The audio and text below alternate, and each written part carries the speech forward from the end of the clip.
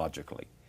In Deuteronomy chapter 7, beginning in verse 11, it says this, that if you'll hear what God said, and you'll understand it, and be a doer of the word, that He'll put none of the evil diseases of Egypt upon us.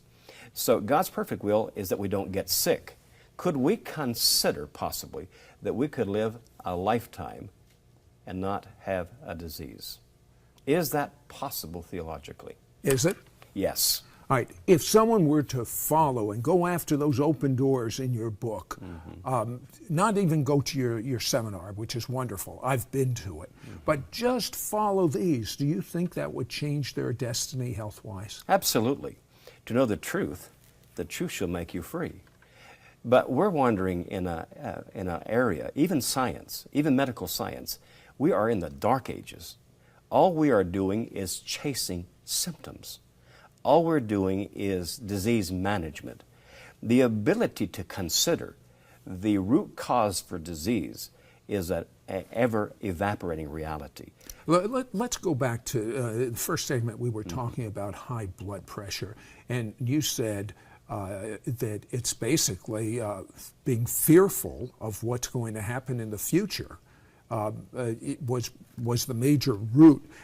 What happens physiologically to the body when you start worrying about tomorrow? Well, this is what we call spirit-soul-body connection. Everybody knows mind-body connection. But it has its foundation with a spirit of fear. But in the New Testament, in Timothy, it says God has not given us the spirit of fear, but power, love, and a sound mind. And what happens in this pathway that produces this disease?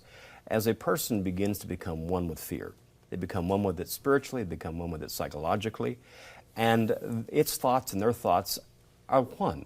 They begin to project about what could go wrong in the future. The body sets in motion an imbalance of this. So you're saying all we have to do is think this, and it actually has an effect on our body? Absolutely. Unfortunately, many people don't know that their thoughts aren't their own. And, and that opens up. See, Paul said our battle is not with flesh and blood. So this may not be just a psychological problem. It may not just be a soul problem. I understand it as a spiritual problem. I know the source of people's thoughts more than they wish I would know. And that's a whole new dimension we don't want to get into here. But let's just talk about this pathway of one disease, because it'll help people understand what we're saying. If you have fear of tomorrow and what could go wrong, then there's an imbalance of the sympathetic nervous system. Listen, you can't watch tonight's news without getting fear of tomorrow, with all that's coming out there. I understand, but what does the Bible say? It says, when you see these things happening in the earth, don't let your heart be troubled. So why don't we just take our peace? Okay, someone sees that it's going to be a pandemic death throughout the world from bird flu over and over again. The fear hits them, then what happens to them? Well, if you're a natural man, I'd be afraid. But if you're a spiritual man, what's the worst thing that can happen to you? You can die and go to heaven. Frères et sœurs, bonsoir. Pour ceux qui n'ont pas compris cette vidéo, notre frère qui parle en anglais nous explique certaines origines de nos maladies.